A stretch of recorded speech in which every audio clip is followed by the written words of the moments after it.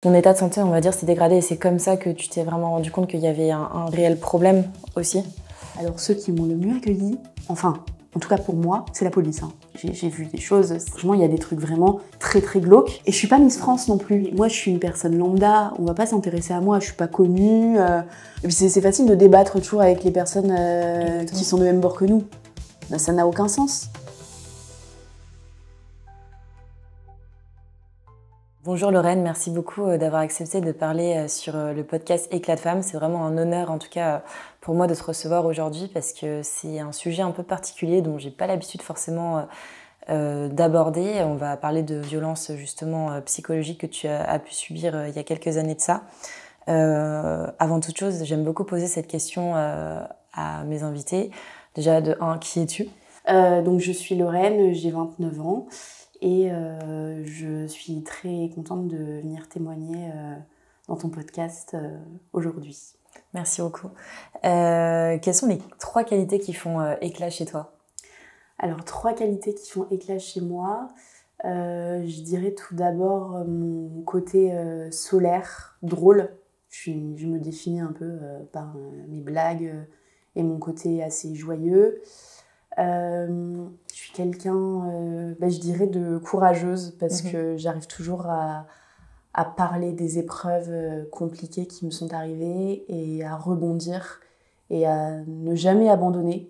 Vraiment, même quand je suis au plus bas, je rebondis. Et c'est quelque chose d'important pour moi.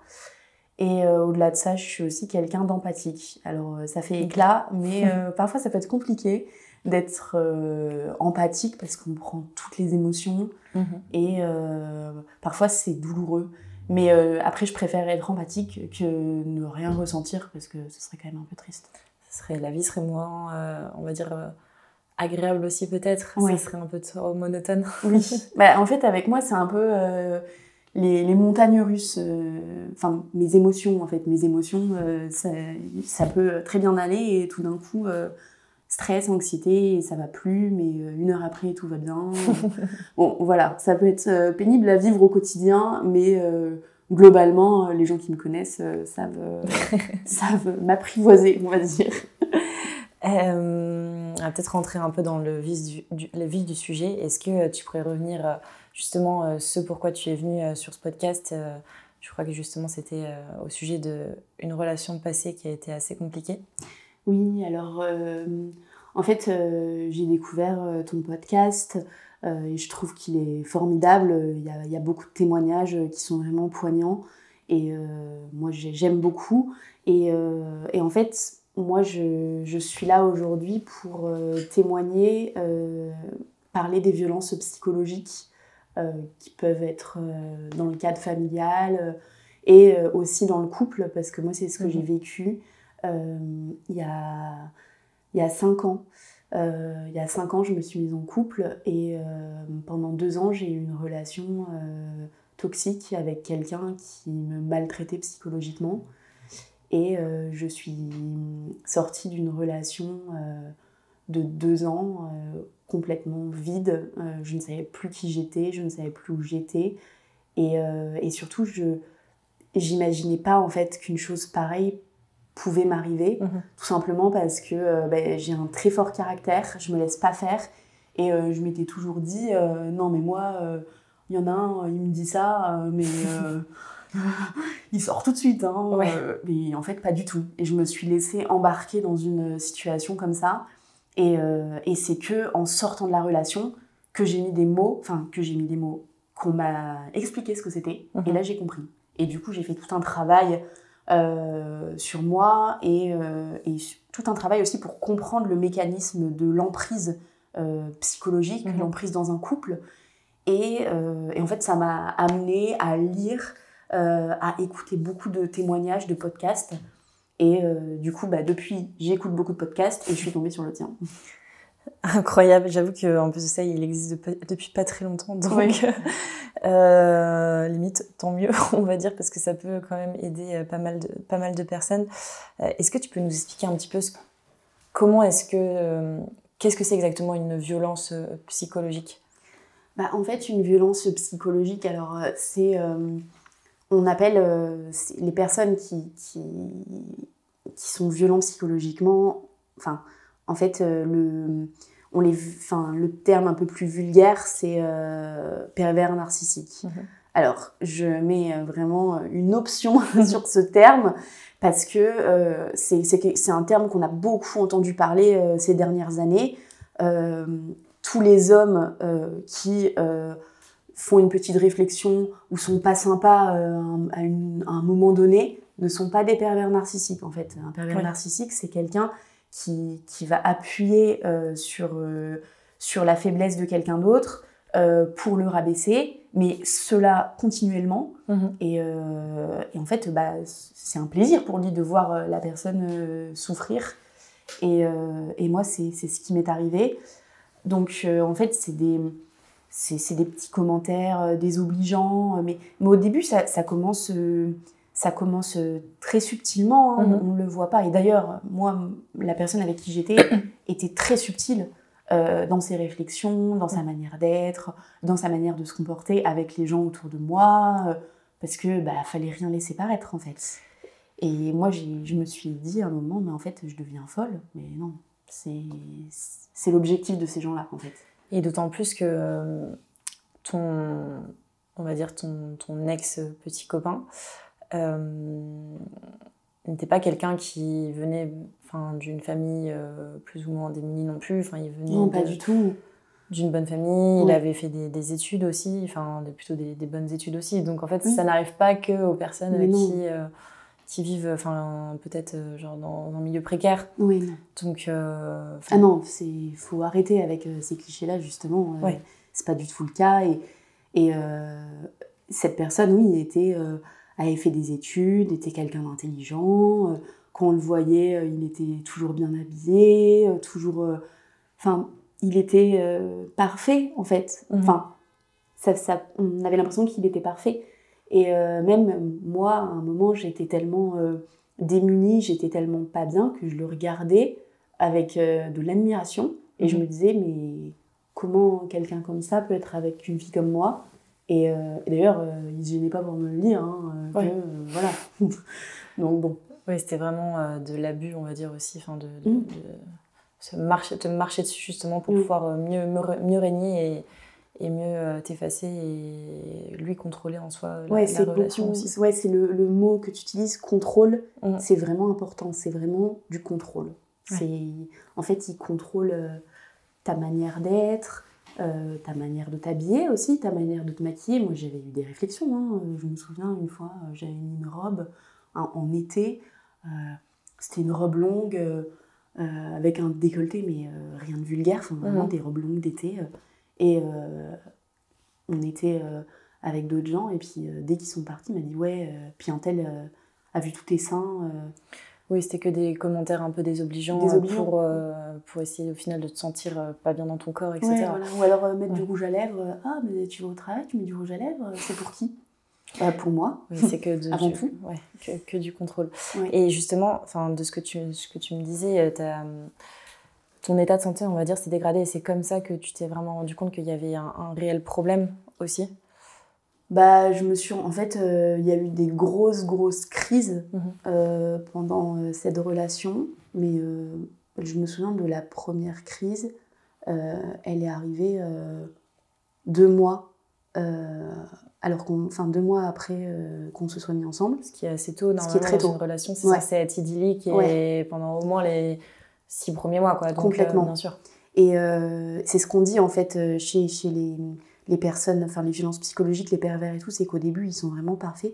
Moi, en fait, la phase qui a été parfaite, entre guillemets, c'est avant qu'on se mette ensemble. Parce que moi, je voulais pas me mettre avec lui. Et en fait, lui, il me draguait, mais... il y allait franco, quoi. Et moi, j'étais là, vraiment, je me laissais désirer, mais je lui faisais vraiment comprendre que ça n'arriverait pas.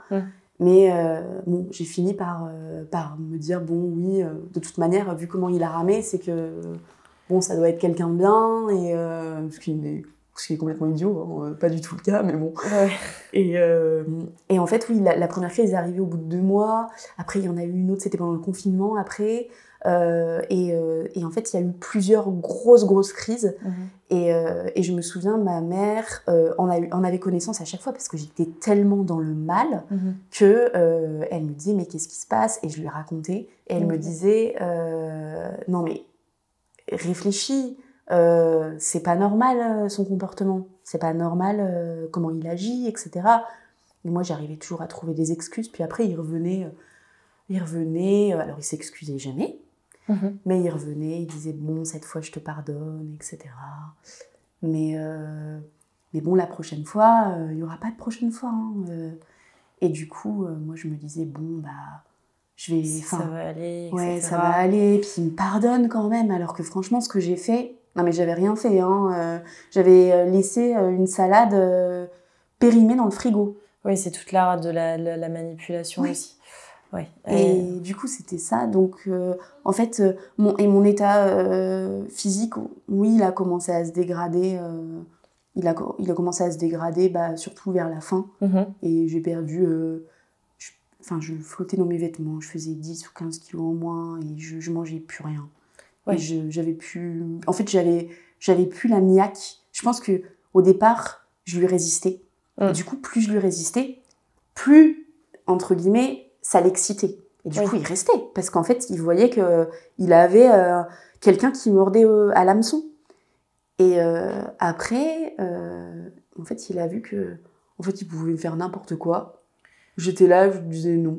Enfin, je résistais pas. Tu étais de plus en plus fatiguée et en fait, à la fin, tu t'épuises. Et puis, je pense aussi le corps somatise beaucoup. Et je pense que c'est ton corps qui t'a donné les indications comme quoi il fallait stopper tout ça. Fallait stopper. Mais encore une fois, c'est pas moi qui ai stoppé. C'est lui qui a stoppé. Moi, j'étais pas capable. Et je le savais qu'il fallait stopper. Je me souviens, j'avais dit à ma mère, là, faut que ça s'arrête. Mais j'étais pas capable de le faire. Je n'étais pas capable de le faire. Et j'étais persuadée que sans lui, ma vie allait s'écrouler. Mais en fait, une relation où on pense ça, elle est toxique, la relation. Surtout que de base, on vit très bien tout seul avant. Donc en fait, pourquoi on ne vivrait pas bien tout seul après, en fait? Mais ça, c'est toute la violence, justement, psychologique que subissent les gens, justement, comme toi, tu as pu subir, justement. Comment est-ce que tu as réussi à te sortir de cette relation? Est-ce que, du coup, vous étiez... comment ça s'est passé exactement? En fait... on vivait ensemble à Paris. En fait, moi, j'ai eu mon premier travail à Paris, donc j'ai déménagé à Paris. Et on a vécu ensemble quelques temps. Et lui, il est reparti dans sa ville natale, où on s'était rencontrés d'ailleurs, pour reprendre des études. Et moi, je ne l'ai pas suivi parce que je ne voulais pas y retourner, puis j'avais d'autres projets. Et du coup, on vivait séparément. On se voyait, on s'organisait, on arrivait quand même à se voir assez souvent. Et puis après, moi, pendant les vacances de Noël, je suis rentrée dans ma famille. Puis j'ai passé des concours. Et en fait, pendant cette période, juste avant, il m'avait fait encore une crise. Mais ça n'avait ni queue ni tête. Et moi, je lui avais dit, bon... stop les messages, je passe mes concours, laisse-moi les passer, n'envoie rien, laisse-moi en fait. Et en fait, pendant 3 jours, je lui ai pas donné de nouvelles, mais en même temps, lui, je passais mes concours, il m'a même pas envoyé un petit message pour me souhaiter bon courage, alors que ça faisait quand même 2 ans qu'on était ensemble. J'attendais quand même ça, j'attendais juste ça. Mais il l'a pas fait, et une fois que ça s'est terminé, mes concours, il m'a appelé, il m'a dit c'est terminé. Et là, j'étais estomaquée. Et je me suis dit, ah ouais, ça se termine au téléphone comme ça. Il ne peut même pas me le dire en face, quoi. C'est très bordel. Et je me suis dit, c'est près de 2 ans et quelques de relation, c'est beau. Et puis voilà, on ne s'est jamais revus. Et voilà. Et du coup, après, qu'est-ce qui s'est passé en fait? Tu as fait des démarches justement... je sais que tu me disais que tu as porté plainte. Est-ce qu'avant d'avoir porté plainte, tu as fait d'autres démarches? Tu avais contacté peut-être une association, c'est ça? Oui, j'ai contacté une association, c'était le Centre d'information sur le droit des femmes. Et j'y suis allée. En fait, je voulais prendre des infos. En fait, ce qui s'est passé, c'est que ma mère m'a vue très très mal en point, mais j'étais vraiment dans un état, j'étais pas sortable. Et elle a dit bon, on va aller voir un médecin, tu vas aller aux urgences, faut que tu parles avec quelqu'un. Et aux urgences, j'ai raconté, j'étais là, j'ai raconté ce qui s'est passé. Puis elles m'ont regardé, elles m'ont écouté, et puis elles m'ont regardé, elles m'ont dit mais en fait, mais heureusement que vous êtes parti. Ouais. Heureusement que ce soit terminé, parce que en fait, il était en train de vous détruire. Et là, je me suis dit ah, ok. Puis elles m'ont dit de me renseigner sur la personne narcissique et sur les personnalités narcissiques. Et du coup, je me suis renseignée. Et quand je suis sortie des urgences, j'avais une boule en moins dans le ventre, parce qu'en fait, je me suis dit, mais ça y est, on met un mot. Parce qu'en fait, elles m'ont parlé d'emprise. Et ça, c'était la première fois que ça t'a fait un peu un électrochoc. Un électrochoc. Je me suis dit, mais c'est dingue, en fait. Comment c'est possible que je me sois pas rendu compte, en fait, ce que c'était. Et du coup, je me suis vraiment sentie soulagée déjà d'entendre ça. Et puis après, du coup, je me suis dit, ah non, mais du coup, c'est pas normal. Il faut faire quelque chose. Et puis, du coup, je suis allée dans une association, le fameux Centre d'information sur les droits des femmes. Et je leur en ai parlé. Et puis... Ils t'ont pas vraiment aidé? Non. Ils t'ont pas accueilli comme ils auraient dû faire? Non. Parce que de ce que tu me disais, ils aidaient vraiment les personnes plus défavorisées aussi. Oui, c'est plus... en fait, une femme qui est à la rue, qui a 3 enfants et qui a pas de travail, ça les intéresse plus qu'une fille qui a un travail, qui est maintenant protégée parce qu'elle ne vit plus avec son ex-copain et qui a juste vécu des violences psychologiques pendant 2 ans. Ouais. Au final, c'est pas très grave. Oui, mais quand même, au final, ça a quand même détruit peut-être une partie de ta vie et puis ça a changé justement ta vie. Du coup, après, tu t'es dit, bon, ok, maintenant il faut que je porte plainte. Oui. Comment ça s'est passé justement lorsque tu as déposé plainte?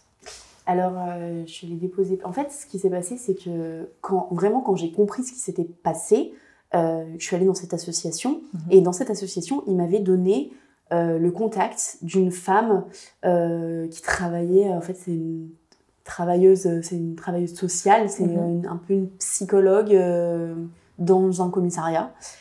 Et il m'avait donné son numéro pour que je la contacte, pour en parler. Donc, j'ai pris rendez-vous. J'y suis allée toute contente. Je me suis dit, on va enfin m'aider. Et donc, il y avait cette femme et il y avait un infirmier. Je crois que c'était un infirmier en psychiatrie.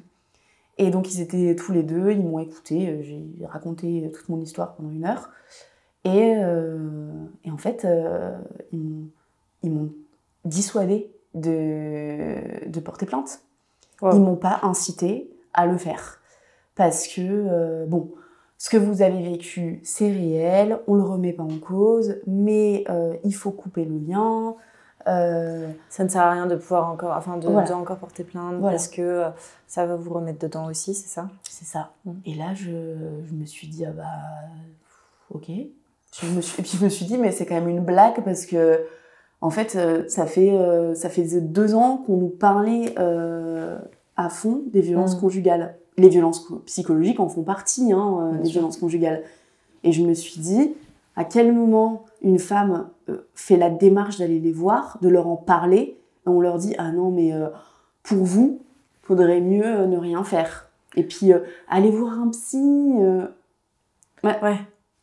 C'est hallucinant. En sachant qu'il y a quand même 98% des victimes qui ne portent pas plainte. Et que toi, tu t'es dit que la bonne démarche, c'était justement de porter plainte. Donc, tu fais partie de ces 2% en fait, au final. ce qui est quand même assez dingue. Et la société t'encourage à ne pas le faire. À ne pas le faire, ouais. C'est ça qui est assez hallucinant. Donc au final, après, t'es quand même, Oui. tu les as contredits, t'es quand même allée au commissariat, c'est Bah, ça? en fait, elle m'a dit, après, si vous voulez porter plainte, je peux vous accompagner. Je me suis dit, ok. Mais je me suis dit, en vrai, elle ne m'accompagnera pas. Hein. Oui. Il en est hors de question. Et un jour, j'ai dit, bon, allez. En fait, j'avais tellement de colère, parce que je me dis, c'est pas juste et tout. Et j'ai dit, bon, allez, c'est fini. Je vais au commissariat. Et j'y suis allée. Et là, j'ai porté plainte pendant 3 heures. Et en vrai, j'ai été bien accueillie. Hein, et le policier qui a pris ma plainte était très gentil. Et il a tout de suite mis le mot sur les violences psychologiques. Et du coup, je me suis dit, bon, bah, c'est bien, on prend en compte ce que j'ai vécu. Et là, j'ai raconté pendant 3 heures tout ce qui s'était passé. Et ça, c'était en avril 2022. Et après, une fois que la plainte elle est passée, c'est rendez-vous aux UMJ. Oui, et ça c'est aussi une expérience. Enfin, je sais que moi, pendant mon agression, j'étais très mal accueillie justement. Déjà, de 1, c'était par un homme. De 2, il a mal fait les tests. Bon, encore une fois, c'est différent parce que moi, il y avait des violences physiques également. Il fallait le plus de preuves possible. Et souvent, je trouve que les UMJ accueillent mal. De ce que tu me disais, toi, t'as pas été non plus super bien accueillie. Non, moi, je trouve que j'ai pas été très bien accueillie. En fait, elle m'a examinée.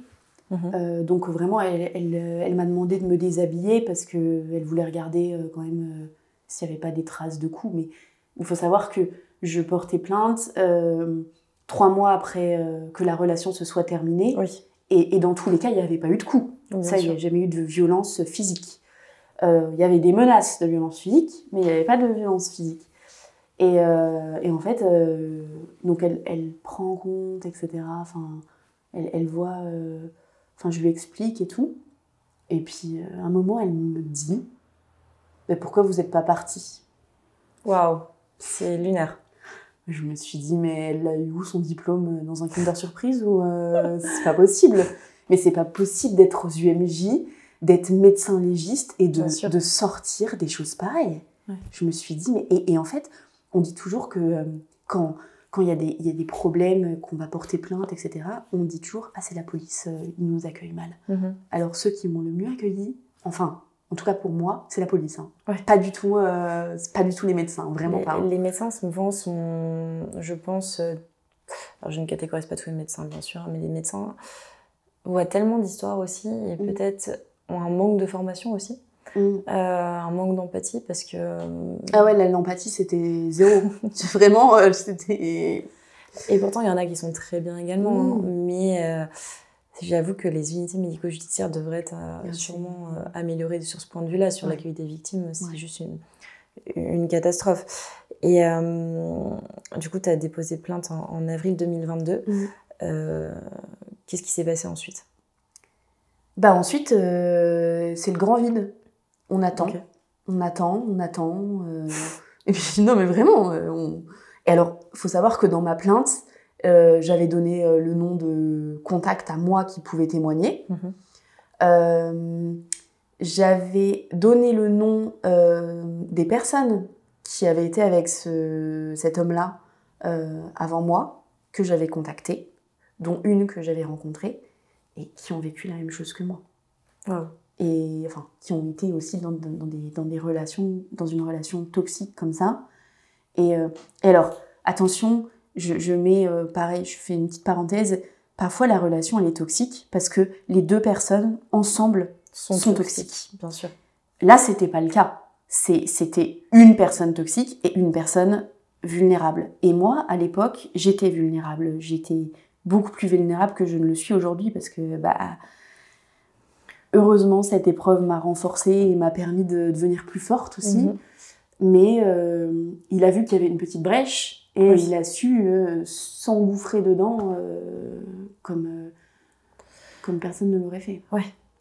Et du coup, tu as donné toutes ces informations, etc. Oui, j'ai donné toutes ces informations et je prenais contact avec ces filles-là de temps en temps pour demander est-ce que tu as été contactée ? Donc déjà, je leur ai dit que j'avais donné leur contact et je leur demandais est-ce que tu as été contactée par la police ?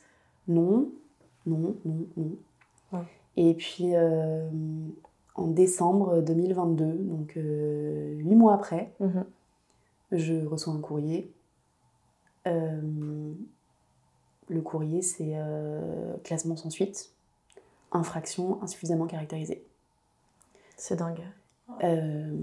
J'avais pas été réécoutée par les policiers.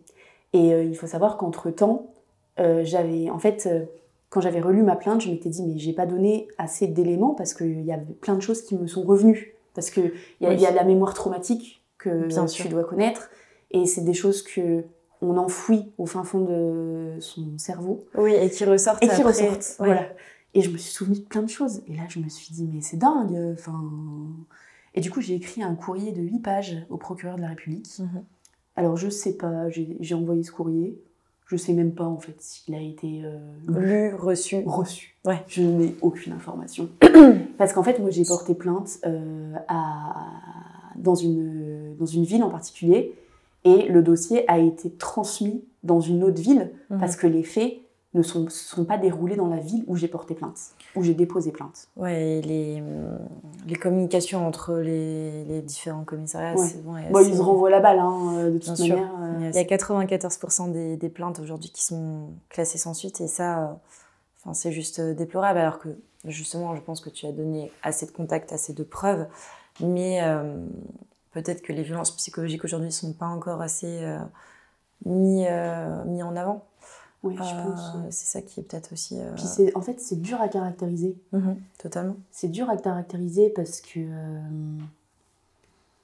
en fait, c'est un comportement répété, puis c'est des manières d'être, et puis moi, je le connaissais, donc je savais quand il arrivait et que ça n'allait pas aller. Je savais quand il était en colère, je le voyais à son regard.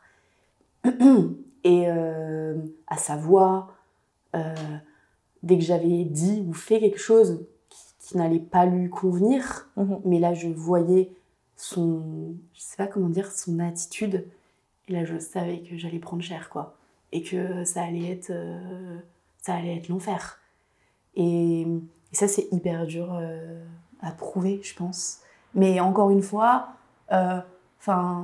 si ils avaient interrogé les autres filles, je sais qu'il y en a une, je sais qu'elle était prête à témoigner et elle me l'a dit. Elle m'a dit, moi, ça m'aurait fait du bien de le faire. Et là, quand j'ai entendu ça, je me suis dit, waouh, c'est dingue. En fait, moi, ça a été classé sans suite alors que ça lui aurait fait du bien et même elle, ça aurait pu la soulager. Et d'un côté, je sais que même l'avoir contactée, je sais que ça l'a soulagée parce que je pense que ça lui a ôté un poids. Parce qu'elle m'avait dit qu'elle avait toujours eu l'impression que c'était sa faute à elle et elle n'avait jamais compris. Et en fait, il n'y a rien à comprendre. Il est fou. Ouais, mais c'est ce qu'on appelle justement les sœurs de plainte. Moi, j'avais interviewé une journaliste qui, elle aussi, a vécu ce genre de relation.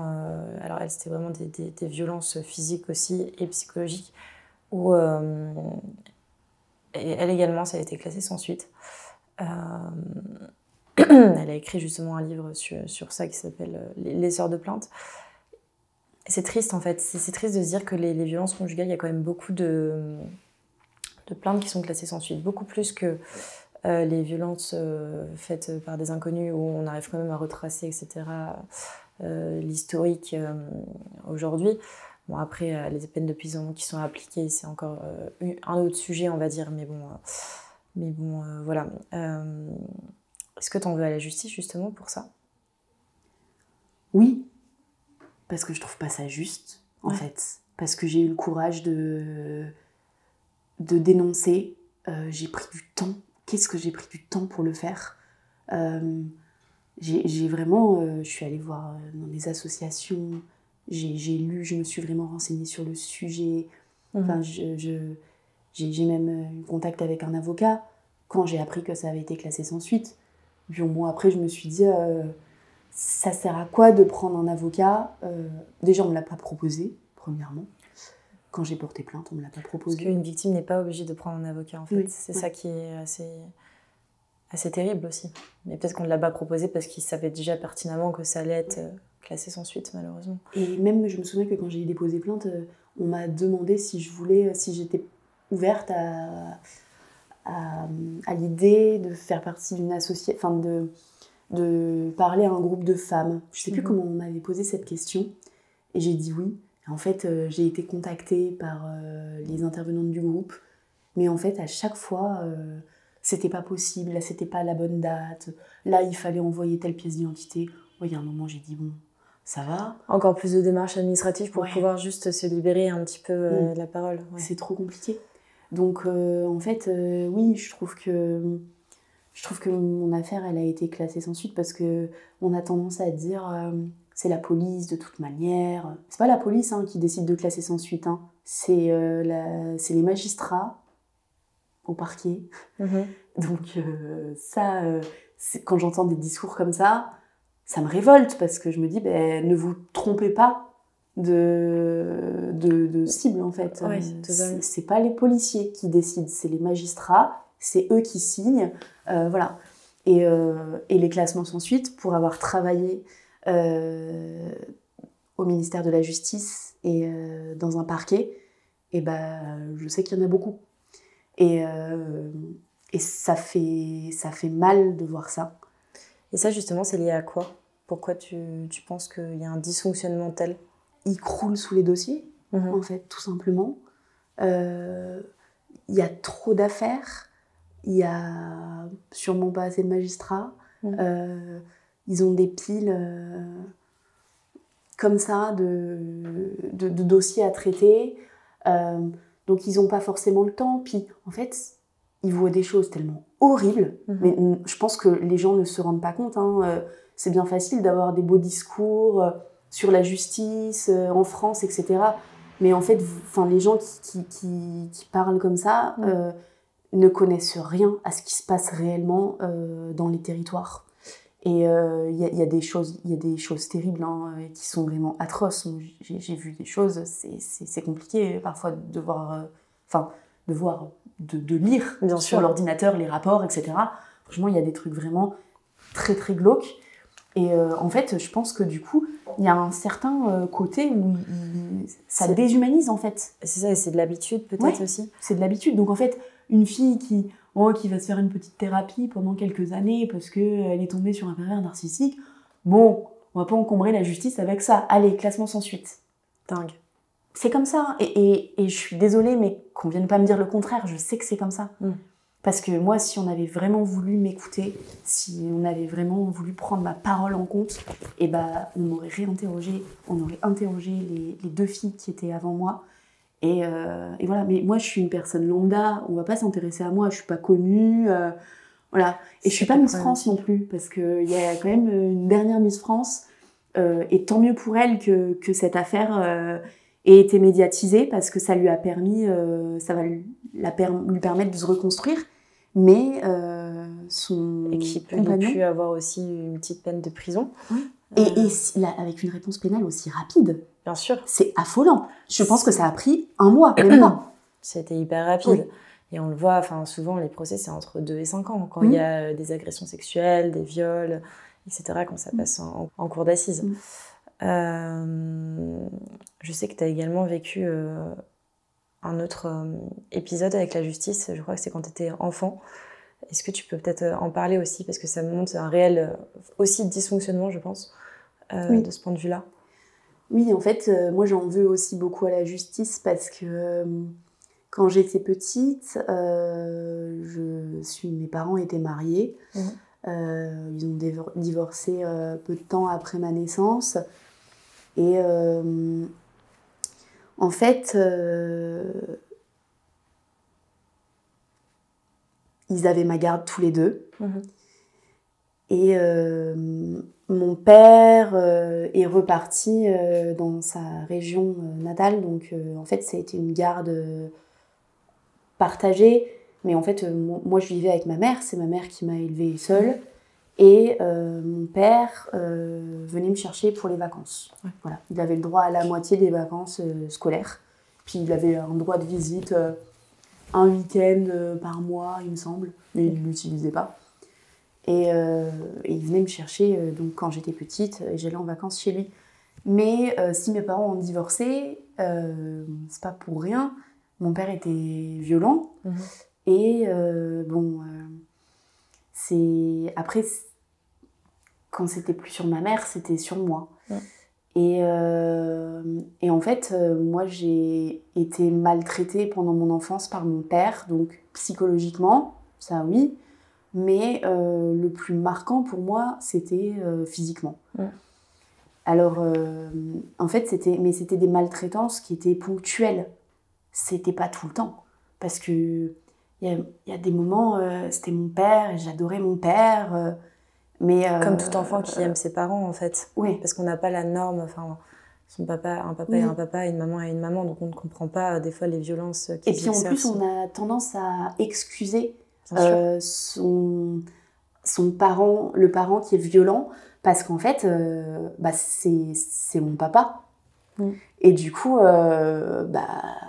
c'est pas grave en fait. Et sauf que quand on a peur de son père, c'est compliqué. Et moi, très vite, ma mère a très vite compris que mon père était pas sain avec moi, que moi j'avais terriblement peur de mon père. J'étais terrifiée, j'avais peur de lui. Et quand on est enfant, qu'on a 5-6 ans, qu'on est terrifié, qu'on a peur, franchement, c'est pas drôle. Moi, j'ai des souvenirs, les veilles de vacances où il allait venir me chercher, mais c'était ma mère qui me consolait, mais c'était les chutes du Niagara. Des crises d'angoisse, bien sûr. Ouais, c'était horrible. Et je me souviens que je faisais beaucoup de crises d'angoisse quand j'étais petite par rapport à ça.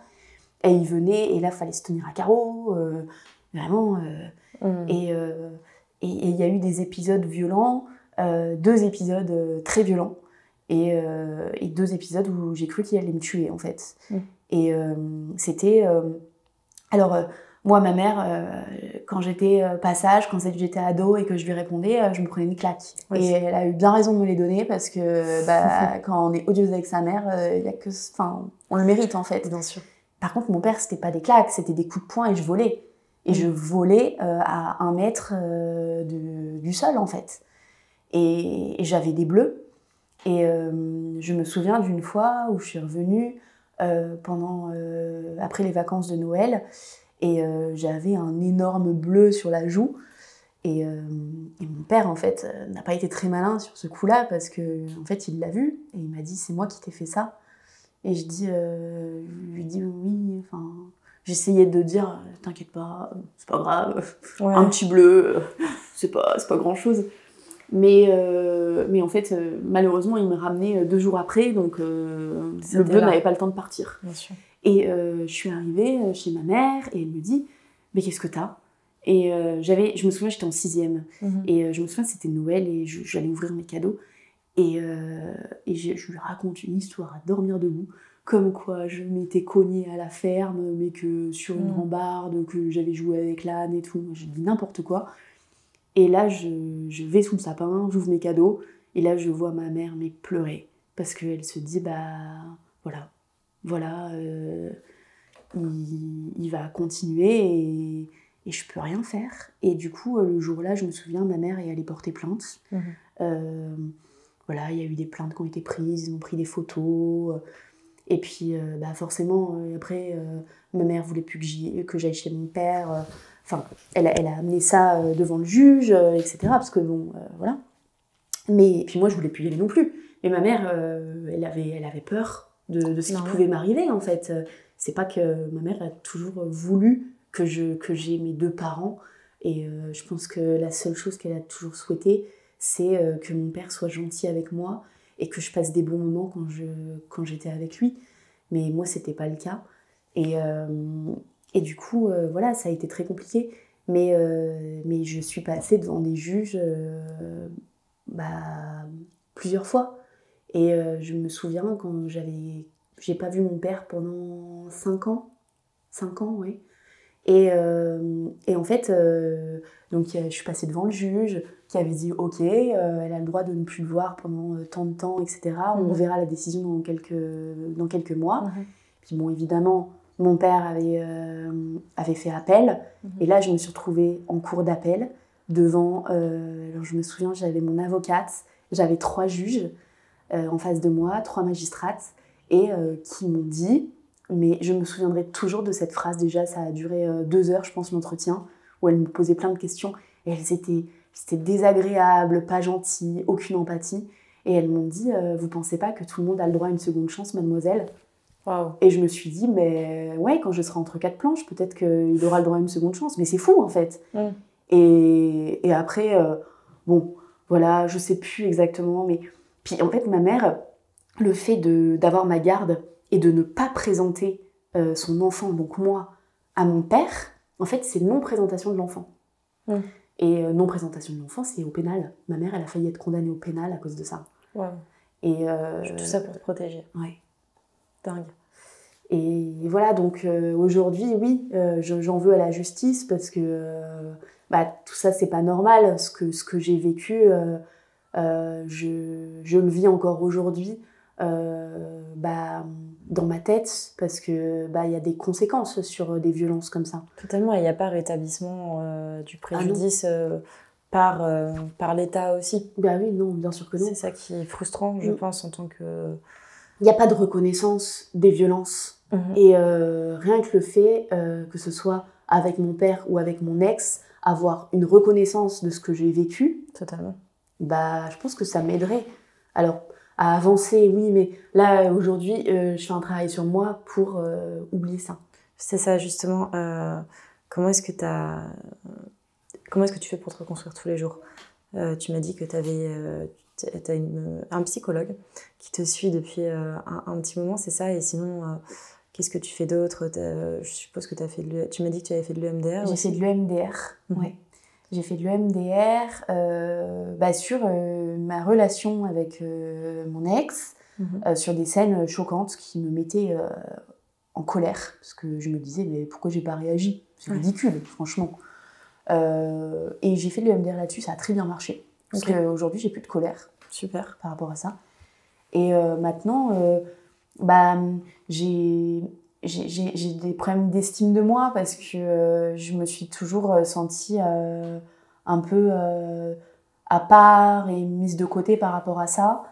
Et surtout, je me suis toujours dit, il y a beaucoup de gens autour de moi qui n'ont pas vécu ce que j'ai vécu et qui parfois ne comprennent pas pourquoi je surréagis. En fait, je surréagis parce que voilà, c'est mon passé qui fait que je peux les avoir traumas ces que tu as réactions-là. eu qui font que ça je sais qu'il y a un truc qui m'a toujours fait, que j'ai encore aujourd'hui, c'est dès qu'il y a un bruit, un gros bruit. Je sais pas, par exemple, une sirène d'un camion de pompier, quand elle s'allume, ça fait je sais pas si tu as déjà remarqué, ça fait une sursaute.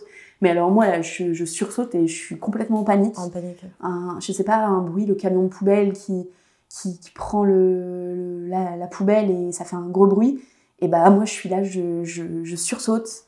Et dès qu'il commence à avoir des éclats de voix, je supporte pas et je suis en panique et mon cœur, il se met à accélérer. C'est rester en alerte tout le temps aussi qui fait que... C'est ça. Et en fait... Tout ça, comment dire, ça passe quand même, mais avec la thérapie, et ça prend du temps aussi. Ça prend du temps. Ça prend du temps, en fait. Mais on ne peut pas se soigner du jour au lendemain. Non. Et puis, comme je dis souvent, la reconstruction, c'est pas linéaire. Il y a des hauts, il y a des bas. Bien sûr. Les bas sont de moins en moins gros aussi. Et petit à petit, on arrive à se reconstruire. Mais c'est vrai que c'est assez long aussi. Oui. Et les bas, c'est important aussi.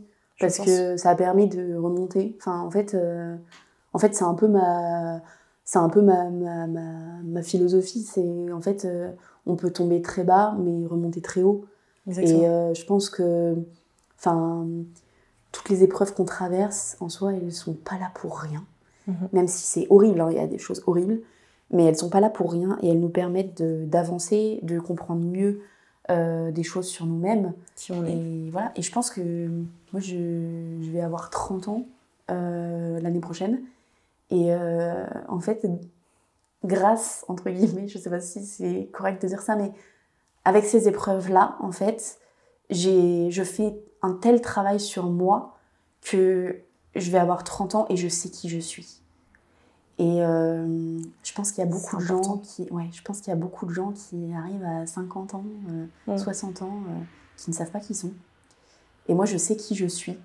Et je sais que je suis une bonne personne, que je suis empathique, que j'ai des défauts aussi. Je suis impulsive, comme tout le monde. Mais je sais ce que je veux dans la vie et ce que je ne veux pas. Ouais. Et ça, c'est important.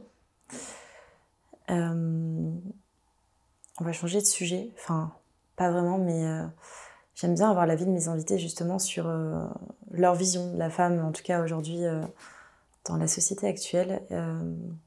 Toi, est-ce qu'il y a quelque chose que tu aimerais changer aujourd'hui dans cette société ? Je trouve que si on parle de la société française, je trouve que les femmes, on a quand même de la chance d'être dans un pays comme le nôtre, parce qu'on peut s'habiller comme on veut, on peut se maquiller comme on veut, on peut faire les études qu'on veut, on n'est pas forcé de se marier avec un tel ou un tel, et on a de la chance parce qu'il y a plein de pays où c'est pas le cas. Après, ce qu'il faudrait changer, la mentalité de certaines personnes, mais peut-être de certaines personnes qui comprennent pas, qui n'ont pas forcément vécu des choses difficiles et qui sont dans le jugement. En fait, faut pas juger les gens qui déposent plainte, qui parlent de ce qu'ils ont vécu, qui osent dire les choses comme toi, tu le fais, ou tu as dit que tu t'étais fait agresser par un homme sous OQTF. En fait, c'est pas un gros mot. Au contraire, tu as raison de le dire, parce que c'est important. Parce que ça dénonce un fait de société aussi. Et encore une fois, on nous catégorise, on nous met tout le temps dans une case, alors qu'en fait, on n'est pas que ça non plus. Quand on se parle là, tu n'es pas que victime, c'est justement pour ça que je te pose cette question. C'est parce qu'au-delà de ton histoire, je pense que tu as aussi également un avis à avoir sur la société en général. Tu as un travail, tu es une femme. Au-delà de ça, tu n'es pas que victime. Et c'est ça qui est important et que les gens, des fois, ne comprennent pas, malheureusement. Et puis, en fait, je pense qu'on a le droit d'avoir... c'est pas je pense, c'est je suis sûre qu'on a le droit d'avoir des avis différents. Mais en parler calmement, sans... Et c'est exactement, et c'est tout l'objectif justement du débat. C'est ça qui fait avancer aussi également la société. C'est avoir des idées qui divergent, c'est tout l'objectif. Moi, c'est ce que je fais dans mon podcast. J'invite des personnalités de tous bords avec des histoires totalement différentes les unes des autres. Et c'est ça que j'aime bien, justement, pouvoir faire évoluer les mentalités également. Et c'est dommage de se sectoriser et de dire « Ah non, cette personne est de gauche, donc je vais pas lui parler. Cette personne est de droite, donc je vais pas lui parler. » Je trouve que c'est complètement ridicule au final. Et c'est pas comme ça qu'on avance, en tout cas. Et puis c'est facile de débattre toujours avec les personnes qui sont de même bord que nous. Ça n'a aucun sens. Mais c'est pas constructif non plus. Non. C'est ça qui est dommage. Puis le but, c'est que, en fait, il faut apprendre à vivre ensemble, en fait. Totalement. Et d'ailleurs, les femmes entre elles, les hommes entre eux, et les hommes et les femmes entre eux, enfin, c'est ça que j'ai voulu dire. Les hommes et les femmes peuvent totalement vivre ensemble. Il n'y a pas de... Moi, j'ai pas de haine envers les hommes, parce que j'ai eu un père violent, et j'ai eu un copain, un ex-copain violent psychologiquement, toxique. Exactement. Pas du tout, mais moi je crois encore au prince charmant. Et puis, dans tous les cas, il y aura toujours des hommes sur cette terre. Enfin, c'est le but. C'est le propre même de la reproduction également.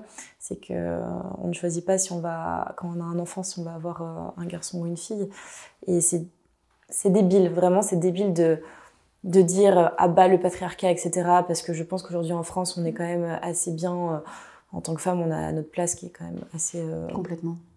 On a notre place, quoi. Donc, c'est totalement dommage. On a tellement évolué sur plein de sujets. Aujourd'hui, je pense que c'est plus vraiment ça, le féminisme. C'est pas sectoriser les hommes et les femmes. Non, mais en fait, le problème, c'est qu'aujourd'hui, j'ai l'impression qu'on veut casser les codes, mais là, on les a trop cassés, en fait. Il y a un moment, il faut arrêter. Là, on n'est pas en train de les casser, on est en train de les émietter, les codes. Donc, non, mais c'est vrai, il faut arrêter de faire ça. Ok, on a avancé sur des sujets, et c'est très bien. Mais bon, il y a un moment...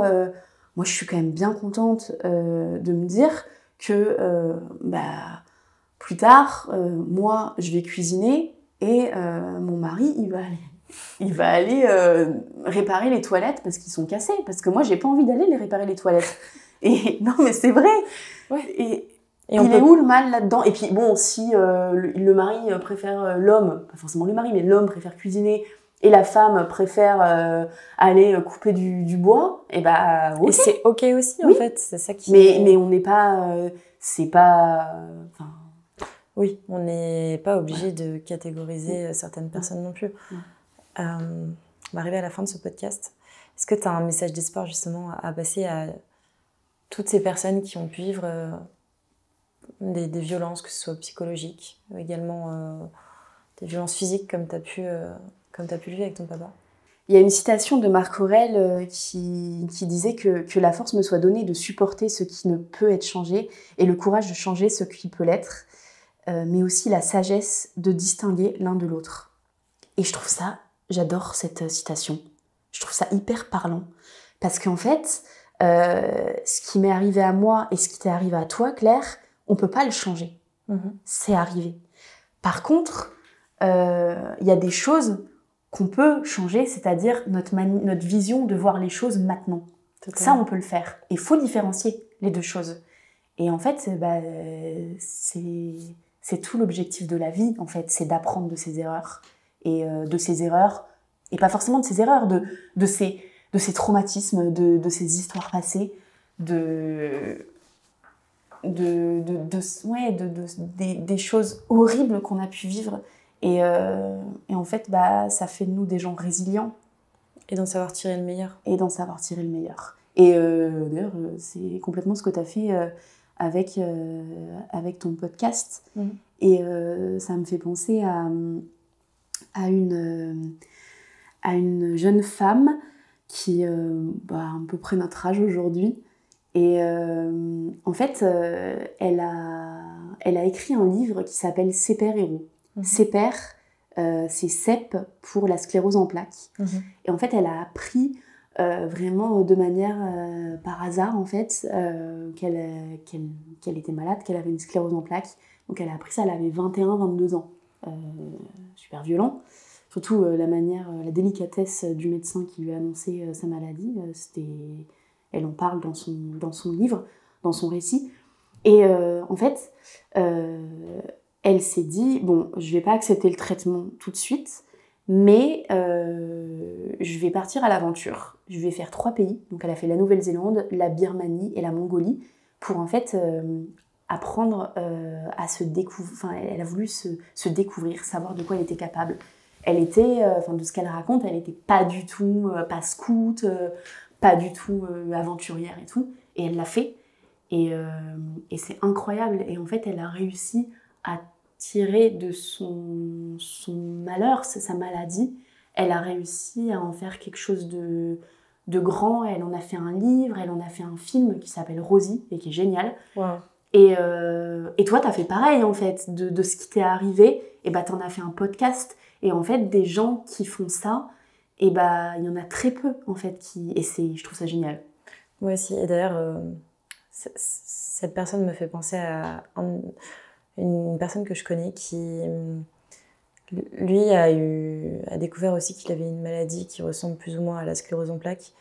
Et je fais une petite dédicace s'il regarde ce podcast parce que c'est énormément touchant. Il m'a fait changer beaucoup la vision sur pas mal de choses. Et en fait, ce qu'il disait, c'est tant qu'on est en bonne santé, on ne se rend pas compte de la chance qu'on a d'être en vie. Et lui, il a appris ça et il se bat tous les jours. Il risque sûrement de finir en fauteuil roulant. Et en fait, c'est beau parce qu'il arrive quand même à construire quelque chose d'incroyable dans sa vie.